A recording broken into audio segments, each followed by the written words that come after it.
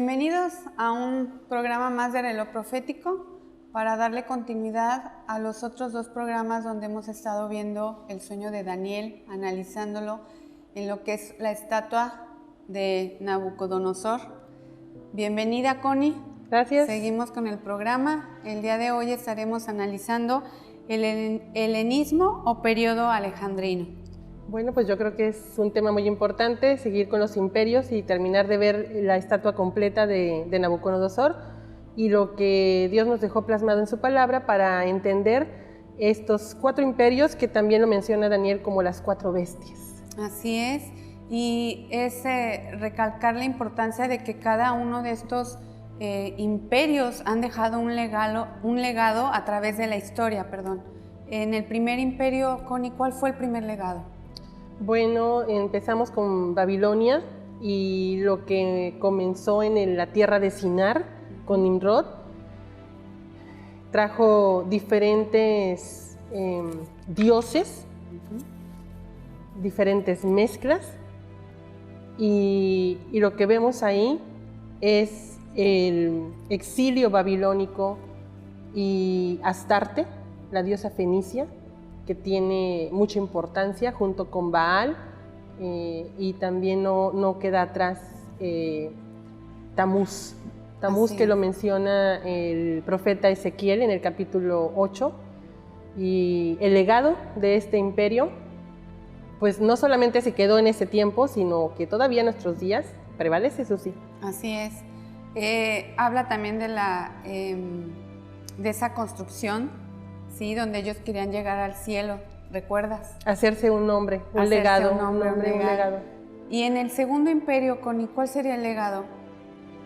En el segundo imperio, en los medos y los persas, bueno, a mí me llamó mucho la atención la manera en la que se hizo la transición con lo que hizo el hijo de Nabucodonosor, de tomar los objetos sagrados del templo del Señor y con ellos hacer orgías con sus esposas y concubinas y usar estos elementos tan preciados, tan valuados, mezclándolos con cosas abominables para Dios. ¿Qué te parece si vamos a la primera nota para irnos adentrando en el tema? Ok, me parece perfecto.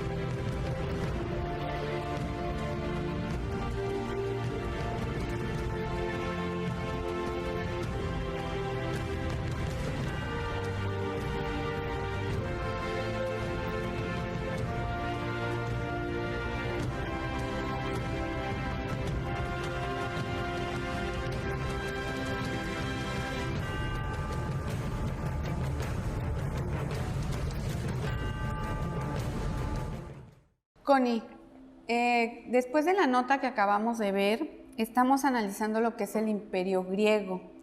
La parte que tocan analizar es el vientre y el muslo, que así viene en la palabra. pero el vientre tiene una connotación especial que quiere decir que es la matriz o el vientre, el seno, el útero. Para mí es como gestar. ¿Qué importancia tiene el hecho de que este imperio esté ubicado en ese lugar de la estatua? Bueno, mira, si lo analizamos en el orden en el que aparece cada una de las piezas dentro de la estructura de la estatua de Nabucodonosor, este imperio fusiona lo que dejó, transmitió en la cabeza, Babilonia, los medos y los persas, ¿sí? Y llega y hace como que su nido, su centro en este imperio griego, donde mencionabas que ya se fusionan los pensamientos, pero con las emociones. Ya pasamos de ver deidades hechas por manos de hombre, para ahora darle entrada a lo que sería el hombre presentado también como Dios, ¿sí? Porque para allá vamos, con los imperios, el imperio último que queda. Y me llama mucho la atención, Susi, que este imperio griego destaca mucho lo que es el arte, lo que es el teatro, la arquitectura, la literatura. La literatura me llamó la atención porque basan su alfabeto en el alfabeto fenicio y los orígenes pues nos lleva a Astarte, la diosa fenicia, la diosa de la fertilidad, propiamente lo que mencionabas ahorita con el vientre, ¿sí? El útero.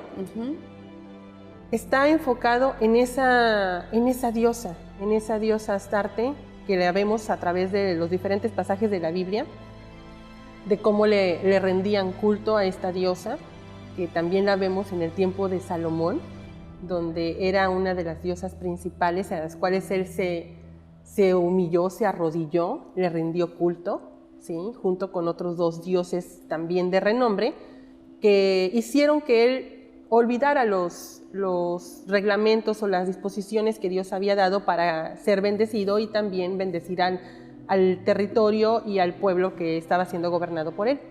Entonces, esta diosa fenicia, que hace su clímax en este imperio griego, nos llama a pensar en todo lo que habla de literatura, filosofía, arquitectura. Que tenía una gran influencia en todo, pero también la ciencia, Susi. La ciencia cobra mucha importancia con esto, y sobre la ciencia y sobre este legado, ¿sí? Daniel, en el capítulo 12, dejó muy claro esto. La ciencia aumentaría conforme pasara el tiempo, indicándonos los diferentes procesos que estaría viviendo la humanidad para indicar el tiempo del advenimiento de Yeshua el Mesías. Connie, pero yo tengo una pregunta. Habla de que en esta parte de la estatua, que es el vientre y el muslo, se dice que el muslo, ponían la mano en el muslo para realzar lo sagrado, para comprometerte ante lo sagrado.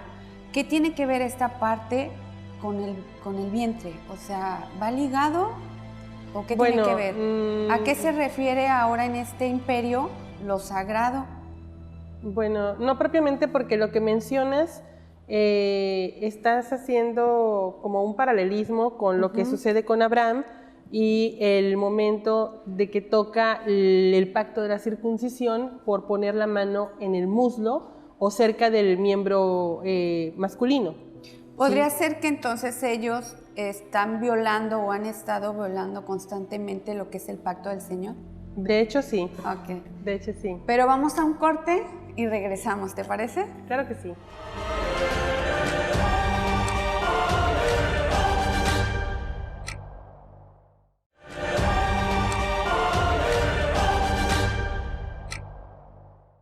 Y continuamos. Estábamos hablando de que los griegos tienen una religión politeísta, donde ya empiezan a plasmar lo que son los sentimientos, Connie. Le empiezan a dar a las deidades esas fuerzas o poderes, ¿no? Que se tratan de complementar con lo que es el ser humano. Aquí hice una investigación de algunos de los dioses griegos. Por ejemplo, Hera era el dios de la familia, Deméter, el de la agricultura, el de Estía, hogar, Zeus, el rayo, Poseidón, el mar, Hades, el infierno, Dionisio, el vino, Hermes, del comercio, Afrodita, del amor, Hefesto, del fuego, Ares, de la guerra, Apolo, de la belleza, Atenea, de la sabiduría, y la más importante para seguir analizando es Artemisa, que Artemisa era la diosa de la caza, donde Pablo fue utilizado para llegar a Éfeso, ¿sí? Llegar a Éfeso y pues continuar lo que era el propósito del Señor hacia la destrucción de ese altar, de esa diosa. ¿Qué nos puedes decir del viaje de Pablo? De Pablo, mira, pues yo lo veo como un tipo Gedeón. Ajá. Un tipo Gedeón, ¿por qué? Porque Gedeón fue levantado para derribar altares, para derribar ídolos, ¿sí? Ese es el propósito de Gedeón y su legado. En el caso de Pablo también llevaba esa misma misión, no solamente de dar a conocer al Dios único y verdadero, sino de derribar primero los ídolos que había adquirido la humanidad entera. Mencionaste un mundo de dioses ahí, sí, a los que les rendía culto. En el tiempo de Éfeso. Me voy a ver una información pequeña, breve. Es una ciudad griega de la Jonia en Asia Menor. En ella se encontraba el famoso templo de Artemisa, ¿sí? Conocida también como Diana. Fue destruida por Ciro el Grande y conquistada por Alejandro Magno y convertida en provincia y centro administrativo de la denominación romana. Fíjate que me llama mucho la atención la construcción de sus templos, porque son similares a lo que es el tabernáculo. Tienen su puerta, tiene su lugar, o sea, tiene las divisiones que tiene el tabernáculo. Es muy importante el hecho de que también se basaban en lo que se hacía anteriormente. Lo que pasa es que recordemos que todo es una réplica retorcida, Susi, retorcida de lo que Dios dejó estipulado en su palabra, porque obviamente detrás de cada ídolo dice la Escritura que hay demonios, ¿sí? Entonces, ¿qué es lo que busca el adversario? Pues la adoración, encauzar la adoración de la humanidad hacia Él, ¿sí? Cuando la adoración debe ser dirigida a Dios. Pero bueno, checamos el dato de Artemisa, diosa principal de Éfeso, llamada Diana entre los romanos también, o conocida con ese nombre, con estas características diferentes. Era la diosa de la fertilidad. También su nombre como Artemisa habla de la diosa de la caza, y me lleva inmediatamente, es el mismo significado del nombre de Nimrod.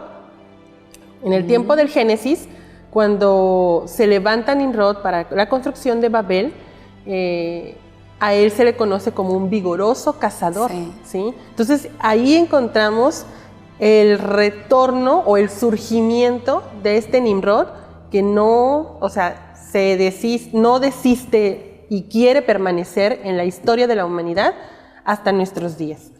Y checando la Escritura en el capítulo 19 de Hechos. Veo a partir del verso 24 hacia adelante. Hubo un disturbio ahí, Susi, disturbio que se dio porque se levantó un problema provocado por un platero llamado Demetrio. Este hombre fabricaba a todas las figuritas o estatuillas de los dioses, las hacía de plata y representaba el templo de la diosa Artemisa. Dice la Escritura, con lo que proporcionaba buenas ganancias a los que trabajaban con él. También dice, reunió pues a estos y a otros que trabajaban en oficios semejantes y les dijo, compañeros, todos sabéis que de nuestro bienestar depende de este oficio. Pero como podéis ver y oír, ese tal Pablo, dice, anda por ahí diciendo que los dioses que fabricamos, los dioses fabricados por los hombres no son dioses. Era lo que llegaba Pablo en ese momento a refutar. ¿Sí? Claro. A todas las deidades que había les decía a la gente, oigan, es que eso en lo que crees no es Dios, ¿sí? Y llegaba a tumbar, como Gedeón, esos altares. Entonces se levanta este hombre molesto por lo que los comentarios de Pablo y dice, no solamente aquí en Éfeso, sino en casi toda la provincia de Asia. Ahora, Susi, no estamos hablando de una diosa local o de provincia. No. Si estamos Ya hablando de una que ya dominaba el continente y era reconocida en las naciones, ¿sí? Entonces dice, en el verso 27, dice, esto es muy peligroso porque nuestro negocio puede venirse abajo. Además, incluso el propio templo de la gran diosa Artemisa puede perder su prestigio y entonces será despreciada la grandeza de esta diosa que se adora en toda la provincia de Asia y en el mundo entero. ¿Sí? Entonces, ¿qué estamos viendo aquí? Que Pablo llega con todo el poder y la autoridad de Dios para meter el dedo en la llaga. O como si llegara a la bolsa de valores y echara una sacudida y hiciera caer o desplomar la bolsa con los comentarios con los que llegaba Pablo. O sea, era algo muy importante porque llegó a tocar la médula de ese lugar, de ese entorno, ¿sí? Esta diosa Artemisa se había afianzado y en ese tiempo se le conocía como Artemisa, pero no es otra más que Astarte, Susi, Astarte. Sí, con otra cara, sí, pero es lo mismo. Exactamente, es la misma, el mismo culto a esta diosa fenicia, ¿sí? Donde ellos también traen ese legado y le rendían culto a la fertilidad, ¿sí? Entonces, haciendo un recorrido por las naciones, esta misma diosa se le reconoce por diversos nombres. Cibele es otro de esos nombres, en los cuales está ahí presente el sello de Nimrod, Astarte, y todo este legado que venimos arrastrando desde Sinar, ¿sí? No solamente se adquirieron dioses griegos, sino que se adoptó los dioses también de los medos y los persas, pero también se asimiló la esencia de Babilonia. Entonces tenemos aquí en el tercer imperio el legado de dos anteriores que se fusionaron en y las deidades de cada uno solamente adquirieron diferentes nombres, pero son los mismos dioses, los mismos demonios para seguir gobernando a la humanidad y desviándola del propósito por el cual Dios envió a su Hijo a morir.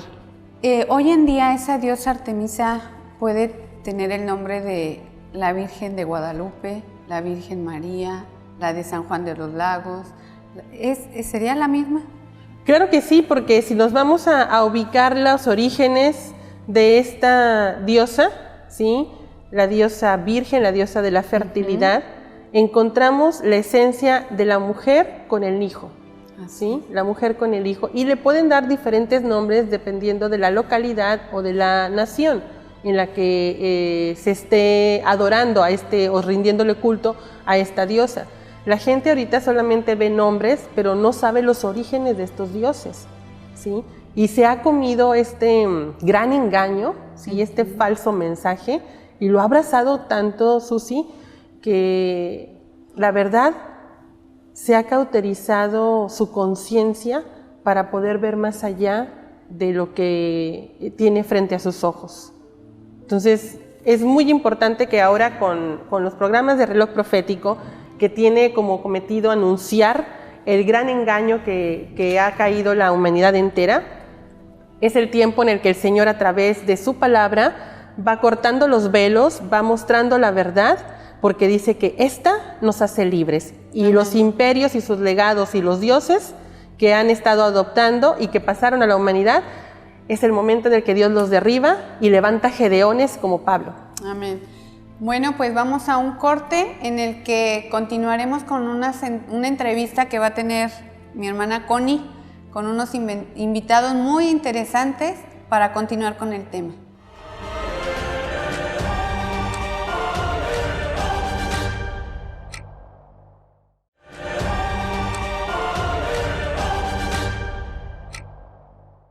Bienvenidos, hemos llegado a la zona de analizar a conciencia la palabra de Dios y tenemos en la sección de entrevista a unos invitados que nos acompañan, que repiten programa, y le damos la bienvenida al hermano Ashley. Bienvenido, hermano Ashley. Gracias, a un placer estar aquí. Episodio de Reloj Profético, hermano Acevedo. También sea un gusto recibirlo aquí en este foro.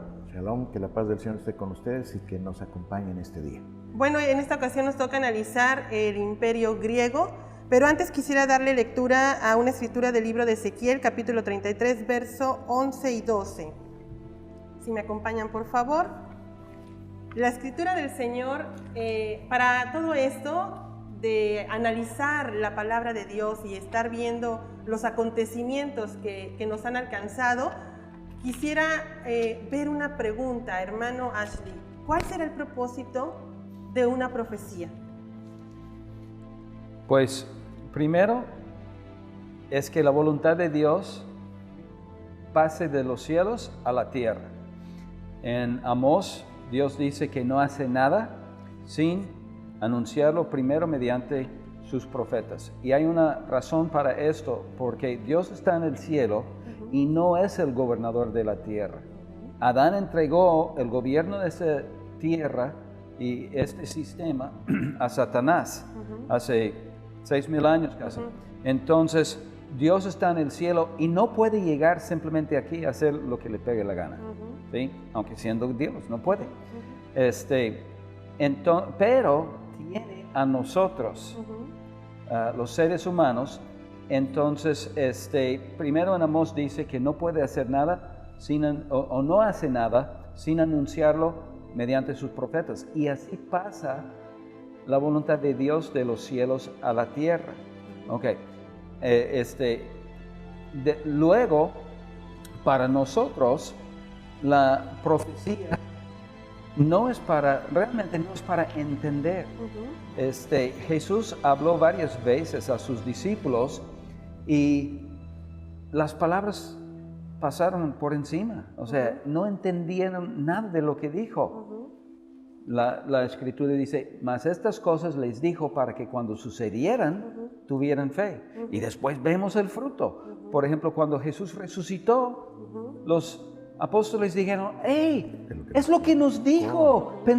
Nosotros pensábamos que estaba hablando acerca del templo y en 3 días que lo iba a levantar. No, estaba hablando de su propio cuerpo. Nosotros debemos tener esa misma actitud o entendimiento. Los hombres tienen siglos tratando de interpretar estas profecías y todo, y no han podido. Primero, Daniel al final del libro enrolló todo y selló la profecía. Entonces no nos toca entender. Platicamos antes acerca de la promesa de Apocalipsis. Es tremendo. El versículo 3 del primer capítulo dice, bienaventurado el que lea y bienaventurados los que oigan. ¿Ok? Jamás dice bienaventurado el que entienda. No, es simplemente nuestra actitud y nuestro entendimiento debe ser, quiero familiarizarme con las palabras proféticas para que cuando sucedan, yo ya estoy preparado y sé qué hacer. Jesús dijo, Mateo 23, 24 por ahí, dijo, cuando ven que estas cosas suceden, levanten la mirada porque se acerca su redención. Amén. Eso debe ser nuestra respuesta. Nos familiarizamos con las profecías cuando los eventos en el mundo suceden de acuerdo con esas profecías. Nuestra respuesta va a ser, hey, ya se acerca nuestra redención, ya está a punto de regresar nuestro Salvador. Ok, entonces eso lo podemos comprender como que cada evento que está anunciado en la palabra, en el momento en que alcanza la humanidad tal evento, es como si fuera una línea de tiempo para saber dónde estamos parados y precisamente voltear a los cielos y decir, ya está más cerca la venida del Señor. Exacto.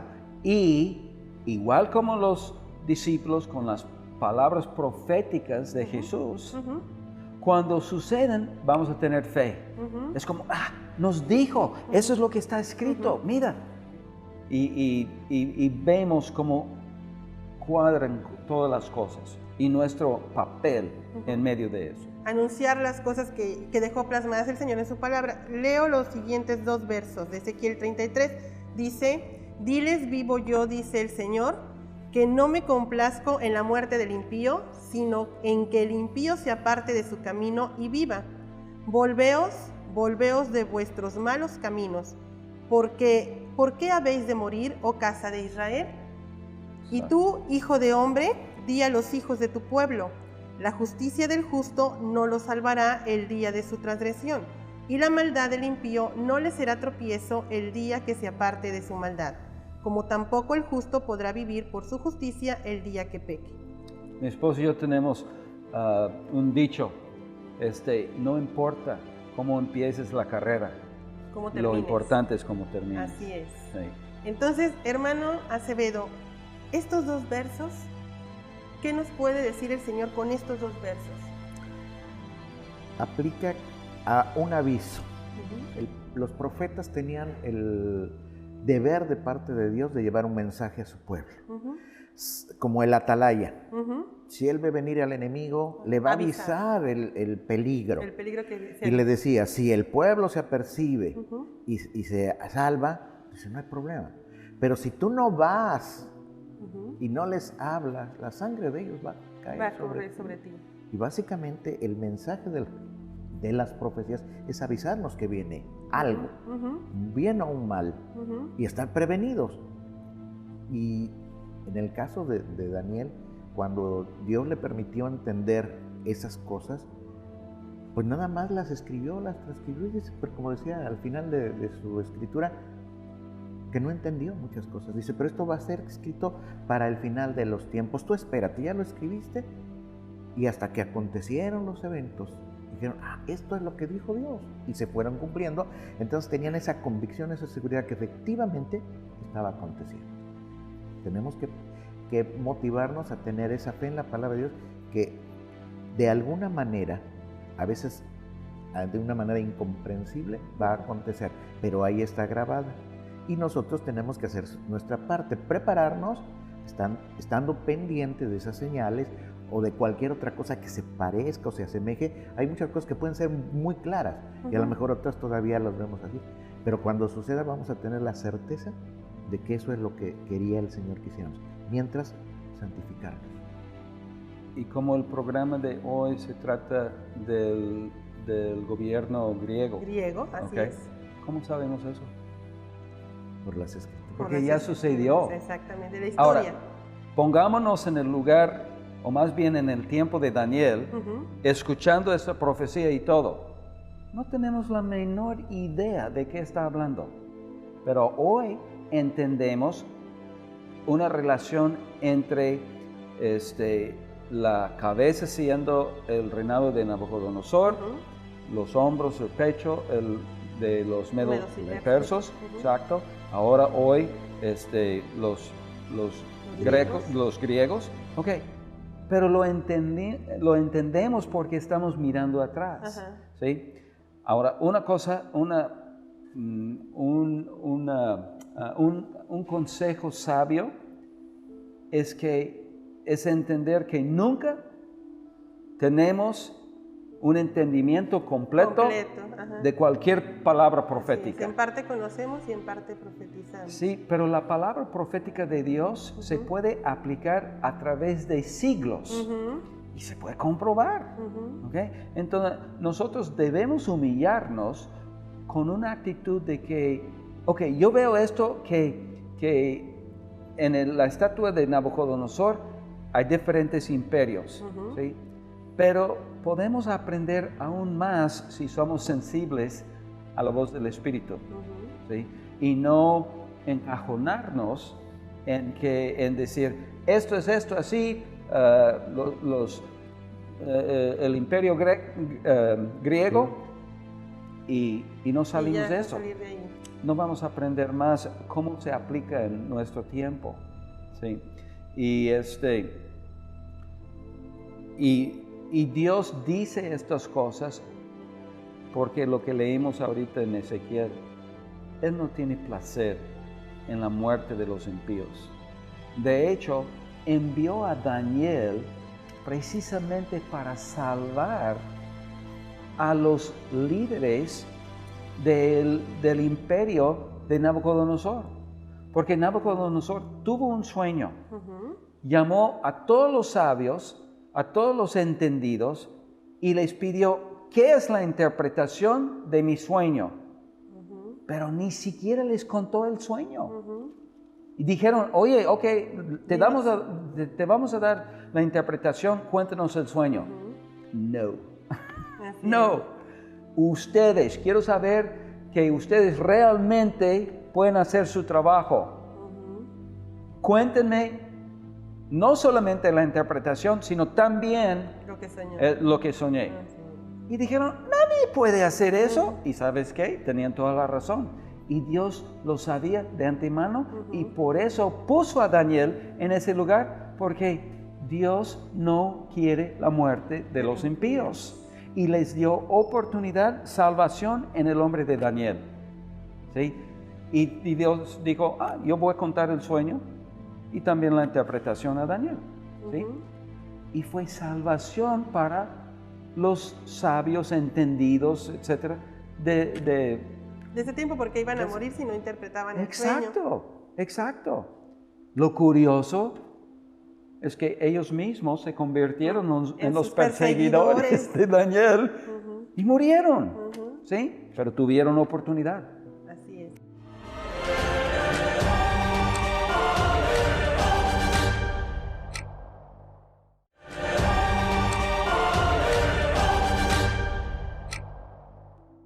Pero tuvieron oportunidad. Así es. Y eso nos deja una reflexión a nosotros y a los que nos siguen por el programa de Reloj Profético, de que también el Señor, así como a ellos les dio la oportunidad de cambiar su pensamiento y su estilo de vida, su conducta, también a nosotros nos da esa oportunidad y que hay un tiempo que asigna para que reflexionemos y nos volvamos a Él, porque el fin que tuvieron ellos también nos puede alcanzar a nosotros. Muy bien, y no sé si me estoy adelantando, pero hoy hablamos acerca del Imperio griego y vemos esa influencia específicamente más tarde, o sea, en ese tiempo de los macabeos y lo que sucedió en Israel entre los judíos, ¿sí? Entonces, fue una palabra de preparación para ellos, sabiendo que esto va a venir encima de nosotros.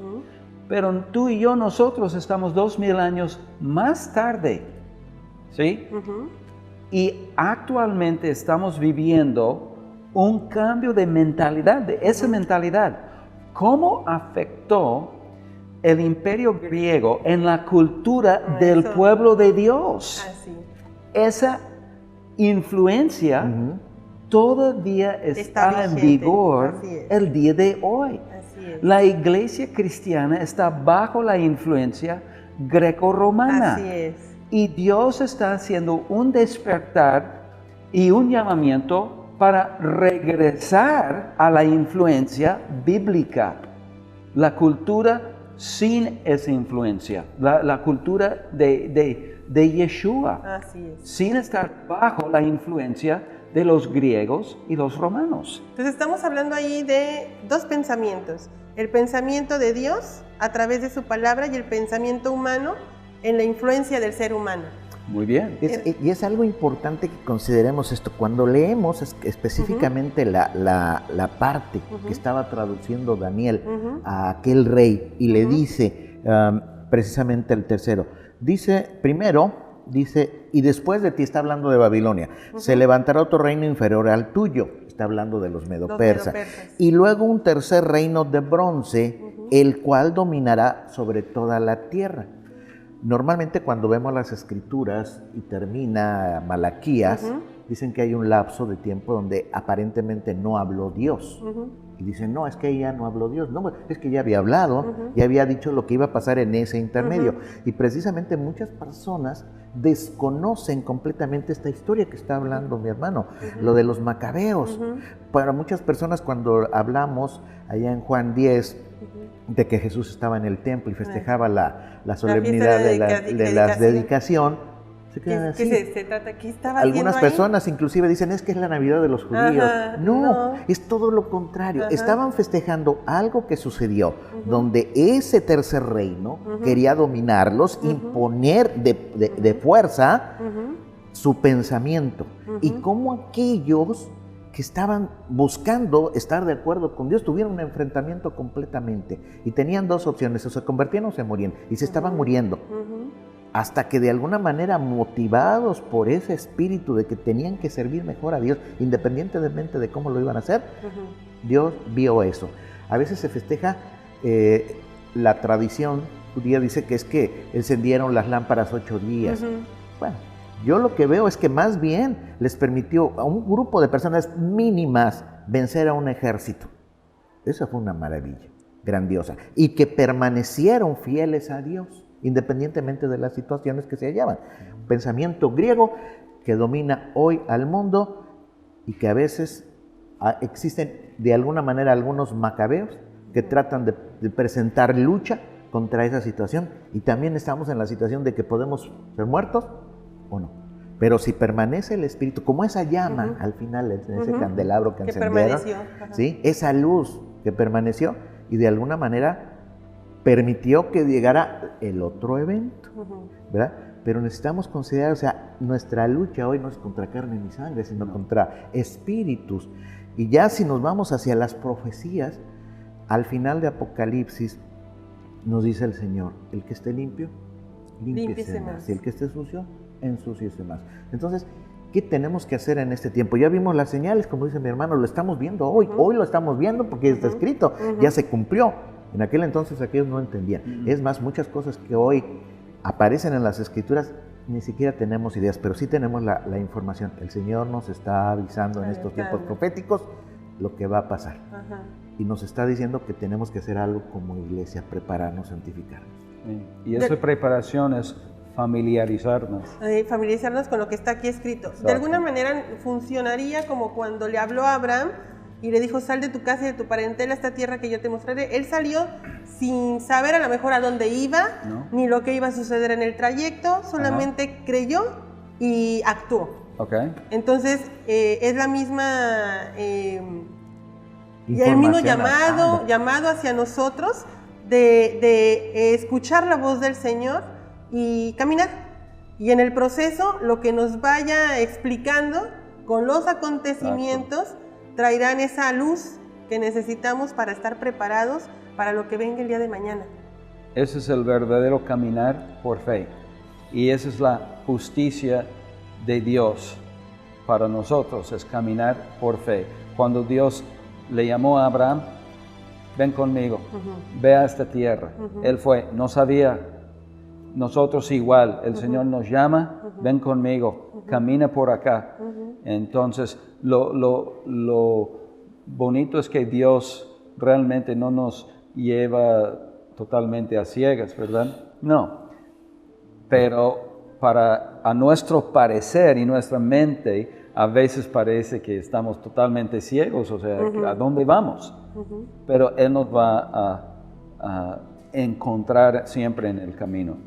Lo que observo en el imperio griego es una influencia política, religiosa, que no es muy diferente de los imperios anteriores. ¿Sí? Pero sí había una diferencia en estrategia. ¿Ok? Los otros imperios anteriores conquistaban e impusieron la vida a sus súbditos. Alejandro el Magno y los griegos tenían otra perspectiva, otra estrategia y plan. En vez de imponer, vamos a asimilar a la gente. Ustedes pueden quedar con sus religiones. Sí, pero verdad que llevaban como la fiesta en paz, y trataron de hacer homóloga toda la gente. ¿Sí? De alguna manera pudiéramos decir o entender como lo que hoy conocemos como el ecumenismo. ¿Podría ser parecido o no? Sí, exactamente, que todos seamos igual, que todos pensemos igual, que Dios es amor y no existe el infierno y todos vamos a estar bien, etcétera, etcétera. Entonces, puede ser, me gusta más la palabra asimilación. Asimilación, ok. Exacto, que todos seamos Parte de. Uno ¿Parte solo. de? ¿Uno solo? Sí, Ok. exacto. Pero en los términos humanos, o sea, según el criterio Sí, humano. porque Yeshua dijo, el Padre y yo uno somos. Exacto. ¿Sí? Entonces sería como una forma bizarra de copiar y distorsionar lo verdadero para torcer eso real y llevarlo a la humanidad para un propósito humano, un propósito propio. Sí. Ahí lo que vemos es que trata siempre, desde el principio, todo esto es de un dominio, no de Dios, sino del hombre. A eso vamos y continuaremos.